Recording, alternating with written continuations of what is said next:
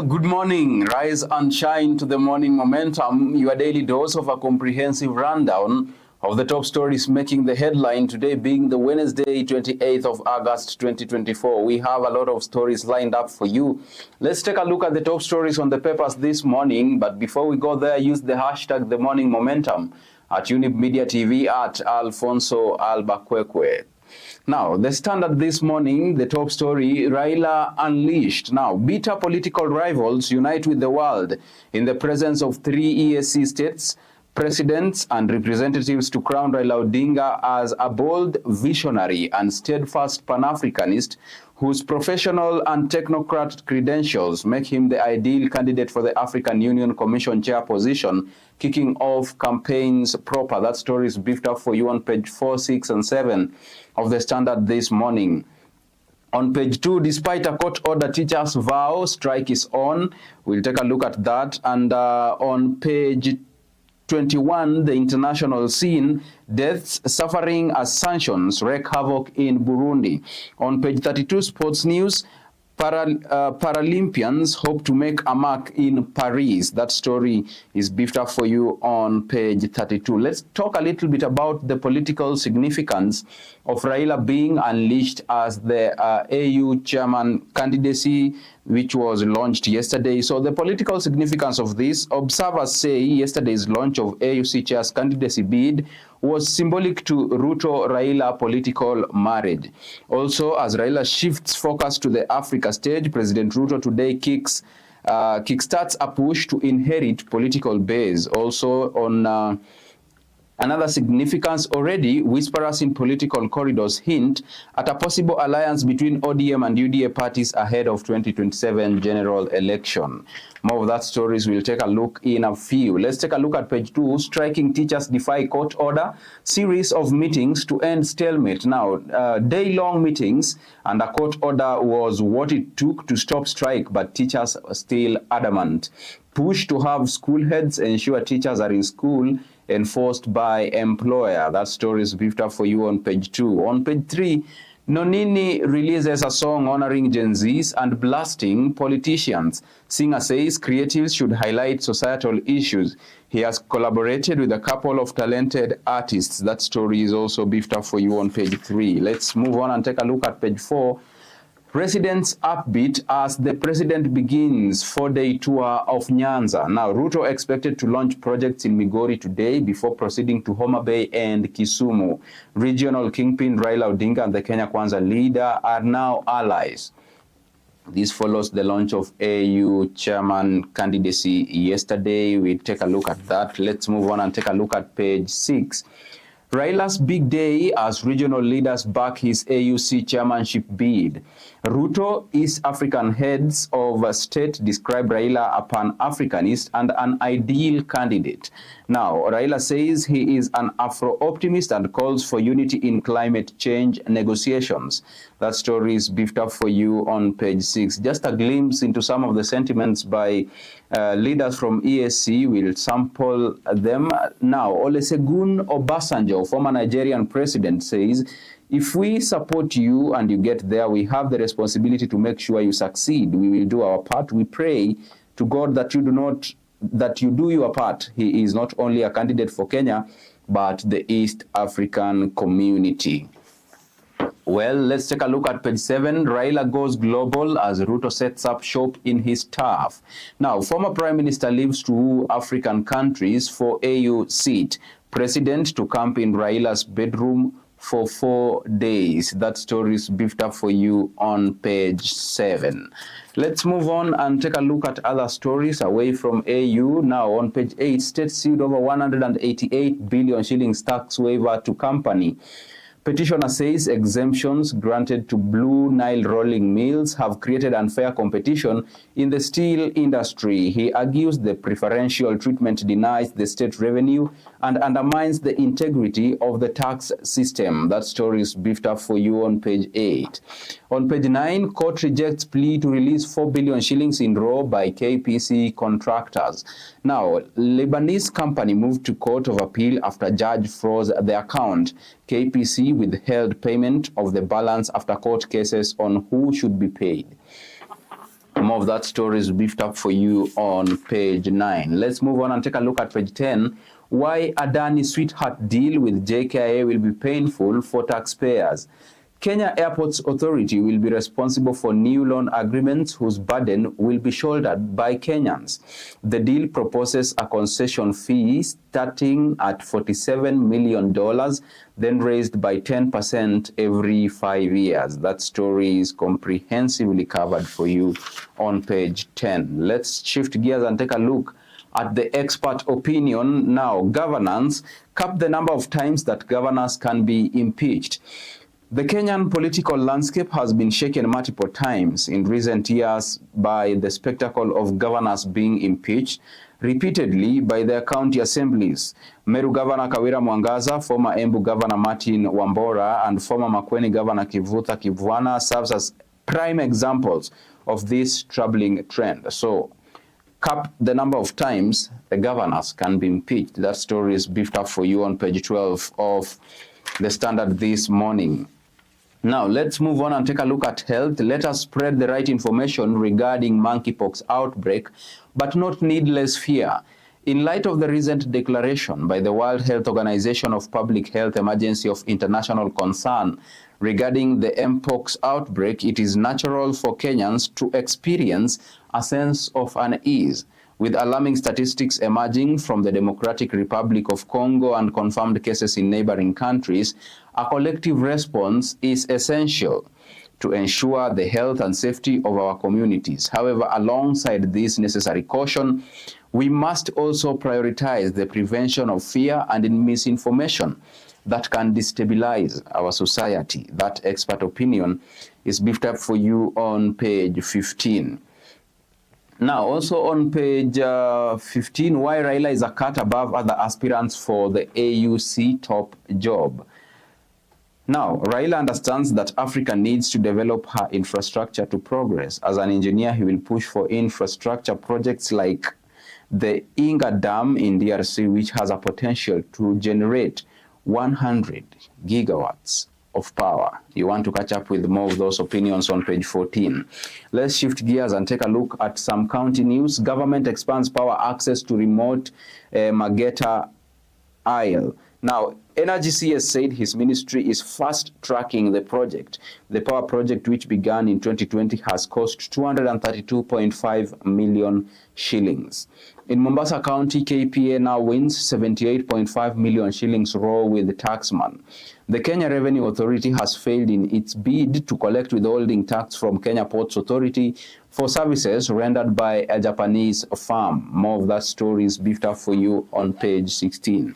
On the Standard Enterprise this morning, lessons for small businesses keen on entering U.S. market. That story is beefed up for you on page 5 of the Standard Enterprise article. Now, let's move on and take a look at the business news. New report flags how Kenya Airports Authority loses millions in parking revenues. Auditor General says manual collection in some airports means that the actual amounts cannot be accounted for. The agency solely relies on what the firm contracted to collect parking fees on its behalf, KAPS reports. That story is beefed up for you on page 18. And a look at the numbers indicates that 15.94 billion shillings is KAS revenue over the year to June 2023, of which 12.38 billion was from aeronautical revenue and 3.56 billion from non-aeronautical sources, including leasing space at different airports. In the transport sector, win for drivers as Bolt raises fares 10% after outcry. Taxi hailing company Bolt has announced a 10% increase in base fares across all its ride categories. The drivers have accompanied that the company does not increase their earnings per trip, even when fuel cost changes, affecting their daily earnings. All right. In matters energy, KenGen moot plan to double geothermal output in 10 years. Now, the Kenya generating company, KenGen, has announced plans to increase the contribution of renewable energy sources to the national grid by an extra 1,500 megawatts in the next 10 years. Under the project, the state-owned power generating farm plans to double its geothermal production by 800 megawatts from its Olkaria geothermal fields in Naivasha. Well, now let's move on and take a look at the international scene. Life impossible as Burundians battle crippling basic shortages. Patients dying due to lack of treatment after development aid was cut. US and European Union imposed sanctions on the landlocked nation. Well, let's take a look at more stories. Campaign begins for Rwandan Senate seats. Campaigning began on Monday for candidates contesting for seats in Rwanda's Senate, the upper chamber of Rwandan Parliament, ahead of elections scheduled for next month. Some 32 candidates will vie for 26 seats in the Senate, with campaigns set to run until September 14th, according to the National Electoral Commission. That story is beefed up for you on page 21. Now we take a look at sports news here on the Standard this morning. We start with tennis. Djokovic and Coco Gauff start title defense with easy wins. Men and women US Open defending champions show their class in their opening matches. Djokovic, who won an Olympic gold in Paris, is seeking his 25th Grand Slam. That story is beefed up for you on page 29. Let's move on and take a look at page 30. Kenyan teams ready to pick up the pieces and start again. Kenya recaptures rugby 15s and boys hockey titles from host Ugandans. ISF President Petrinka graced finals and closing ceremony of the games. Now, let's take a look at the awards. 13 gold medals Kenya won in Uganda Games. In silver medals, Kenya won 10 of them, and bronze medals, 6 of them. 248 points, Kenyan athletics team got to top in charts. That is a top story making the headlines on page 30. On page 31, school games now. Harrison Alemba of Musingu Boys High School yesterday was in action against Kalangala School of Tanzania. This is the East Africa School Games. Kenyan medalists at Uganda Games. We have Friends School Kamusinga, Butere Girls, Musingu Boys, St. Joseph's Girls, Kitale. All right, let's move on and take a look at the cover page. It's now time for Paralympics after successful Olympics. Now, Kenyan athletes will be hoping to do well like their counterparts who competed at the Olympics, Paris Paralympics, to showcase disability sport in City of Light as competition starts today. Now, with that story of Paralympics, we take a quick break right here on the Morning Momentum. We are coming back with the top stories on the Daily Nation. Don't go away. See you on the other side of this broadcast.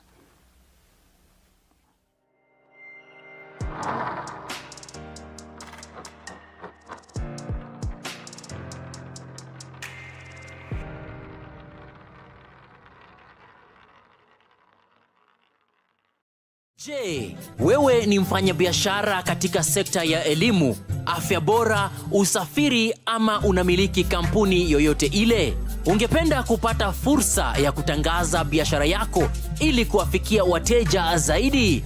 Usikonde. Runinga ya Younib inakupa fursa ya kupeperusha matangazo kuhusu bidhaa na huduma unazotoa kwa bei nafuu. Kwa maelezo zaidi, wasiliana nasi kupitia nambari za simu 0750344700 ama kupitia barua pepe marketing@younibtv.com. Jinyakulie leo. Younib TV, ever the best.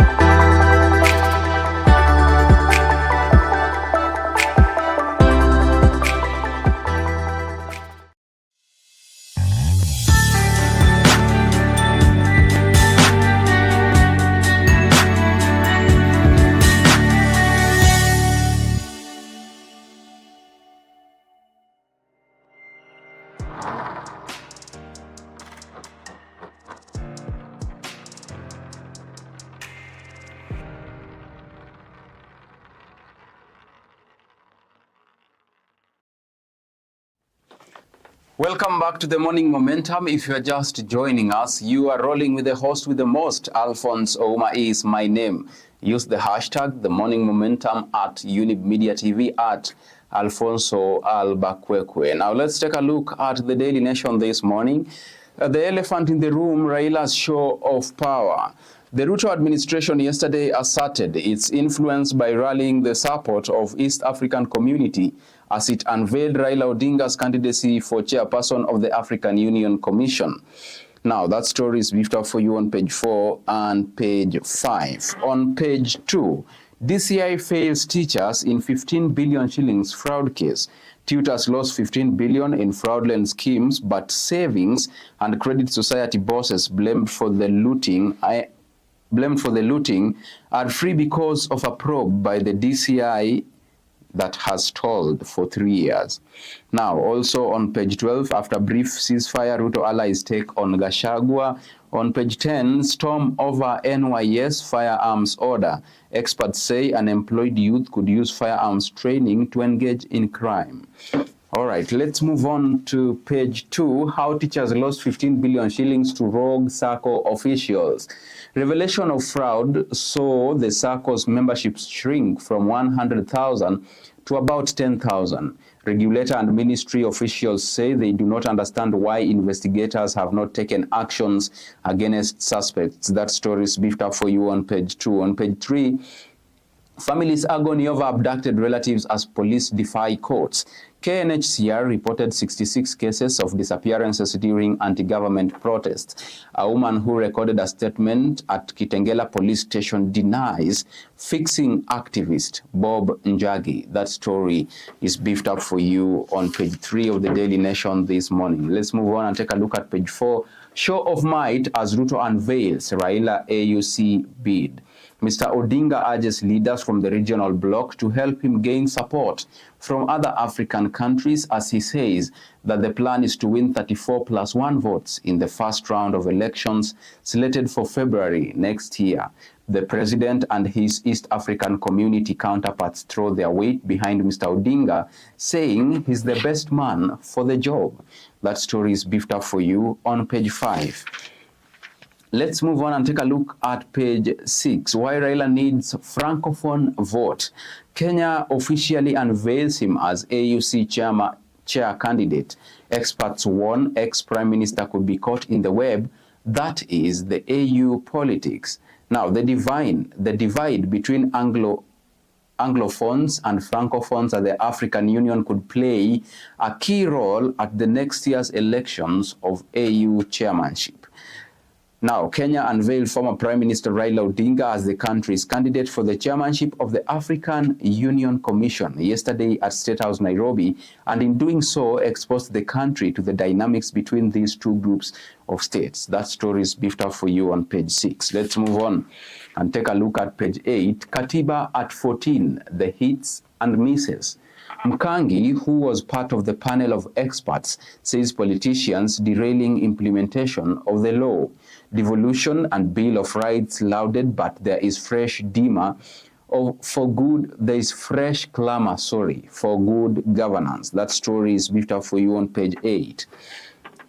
Let's move on and take a look at page 10. Ruto's NYS firearms directive criticized. The Constitution does not envisage NYS playing a role in the country's security system. Experts say unemployed youth could use firearms training to engage in crime. Now, the directive by President William Ruto to have the National Youth Service trained to handle firearms has sparked controversy, with questions emerging over its legality. President Ruto on Monday directed Public Service Cabinet Secretary Justin Muturi to work in consultation with the Ministry of Defense and Interior to incorporate a basic firearms course in NYS training. That story is beefed up for you on page 10. On page 12, after brief cessation, of hostilities, Ruto allies take on Gachagua. The DP has not shied away from criticizing close allies of the president. Lawmakers say they will not succumb to threats following Gachagua's claim that they risk losing seats. That story is beefed up for you on page 12. Let's take a look at The expert opinion on the Daily Nation this morning: quality journalism is ideal for media freedom. Quality journalism transcends institutional affiliations, but also speaks to the need to focus beyond the mainstream. That story is briefed up for you on page 16. On page 17, Katiba at 14, let's toast to Gen Z. Gen Z is using the Constitution as a transformative document to redefine the relationship between the state and its citizens. That story is beefed up for you on page 17 of the Daily Nation this morning. For the motoring enthusiast, you have the DN2 motoring article beefed up for you on the Daily Nation this morning. You can catch up with genuine spares versus bandit parts as part of the article this morning. Now, let's move on and take a look at county news. We start with Kisii County. No let-up in political violence as goons disrupt MP's meeting. Interior CS had vowed to ensure the arrest of all individuals engaging in political violence. Forum was to issue assistive devices to people living with disabilities. That story is beefed up for you on page 21. Now, let's stay there a little bit in Tharaka Nithi. Tharaka Nithi to put up new markets in 3 major towns. The Tharaka Nithi County government has announced plans to build 3 markets in the major towns of Chuka, Chogoria, and Marimanti. Briefly, in Nairobi County, 470 learners get 5,000 shillings bursaries.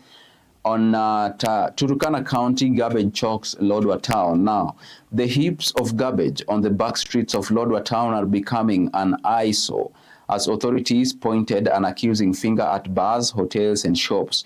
Residents said that licenses of bars and shops that do not follow proper waste disposal practices should be revoked.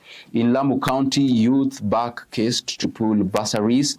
Youth in the county have supported the consolidation of public bursary funds as proposed by Chief Justice Martha Koome and National Assembly Speaker Moses Wetangula.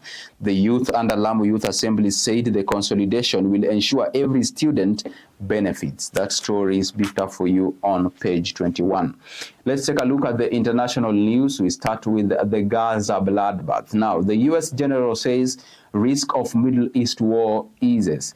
Israel and Hezbollah traded fire with Iran threatening a new strike.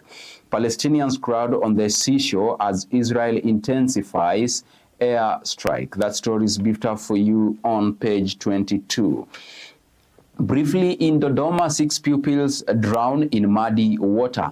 At least 6 primary school pupils, including 3 from the same family, died after being trapped in the muddy water of an irrigation dam in Mara region, northern Tanzania, on Saturday. Now, let's take a look at Windhoek. Namibia drought worst in 100 years. Namibia is experiencing its worst drought in 100 years with 84% of food reserves exhausted, the United Nations says. About 1.4 million people, or nearly half of the country's population, are expected to experience high levels of hunger between July and September, the UN Office for the Coordination of Humanitarian Affairs said, citing the Integrated Food Security Phase classification. That story is beefed up for you on page 22. Let's take a look at business news. Now, government backtracks on fully privatizing KLB. The state will instead cede a portion of its shareholding in the firm. Publisher is one of the parastatals lined up for sale to cut the burden of the exchequer. That story is beefed up for you on page 24. Now, let's take a look at another top story here. Family Bank profit up 17% in half a year. Now, Family Bank net profit for the first 6 months ended June 2024 rose by 17.1% to 1.65 billion shillings on the back of increased interest and non-interest income.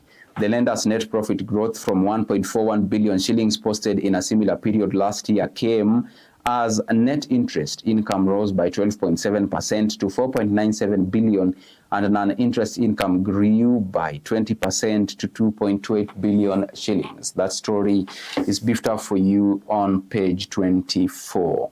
Now let's take a look at sports news here on the Daily Nation. We start with the East Africa secondary school games. Now, Kakamega picked to host 2025 games. Uganda retains overall title. Fierce President Mugisha challenges Kenya to stage a world-class event. The story is beefed up for you on page 33. In matters tennis, aging Djokovic calls for earlier starts after late-night US Open labored win. Midnight matches may be popular with fans, but not with old campaigner Novak Djokovic, who bemoaned a late night at the start of his US Open title defense on Monday. Let's move on to page 34. Mushai and Sururu to carry Kenyan flag. This is all about the 2024 Paralympics. Now, Team Kenya is ready, declares bullish Mutuma. Some 4,400 athletes will participate in the games that officially open today evening in the French capital. On page 35, the irony of Nyanza region teeming with talent but no team in FKF. Lack of sponsorship to blame, says Kenya and Gor Mahia legend Dao. Additional venues to host top flight matches has not helped change the fortunes. All right. In other news, a young Omija raring to lead Harambee Stars to AFCON glory. Now, Gor Mahia defender Alfonsoh Omija has promised Kenyan football fans that they will fight to win their home 2025 African Cup of Nations qualifiers that they will play away from home. Let's take a look at the cover page of the Daily Nation this morning. Court suspends teachers' strike after TSC files case. CS urges teachers to resume work as issues are resolved. Members of KUPPET, mostly drawn from secondary schools, began their strike on Monday. Now, also, doctors issue industrial action notice over pay arrears in 40 counties. Doctors have issued a 2-week strike notice, citing salary arrears owed to health workers across over 40 counties. Kenya Medical Practitioners, Pharmacists and Dentists Union KMPDU expressed frustration over the continued salary payment delays, which they say have created a financial crisis for doctors and other healthcare staff. Now, with that story of doctors' strike notice, we come to the end of today's session of the Morning Momentum. Thank you so much for staying with Younib TV and especially the Morning Momentum. Our heartfelt gratitude goes to all those who made this broadcast a success. Number one being you, our viewer, and then back here in studio, the Chief Controller, Anifa, Kavira, and behind the lens, Raphael, Wangila. Thank you so much. See you tomorrow, same time, same place. Until then, do have a beautiful Wednesday. I have been your host, Alfonsoh Ouma. Bye-bye.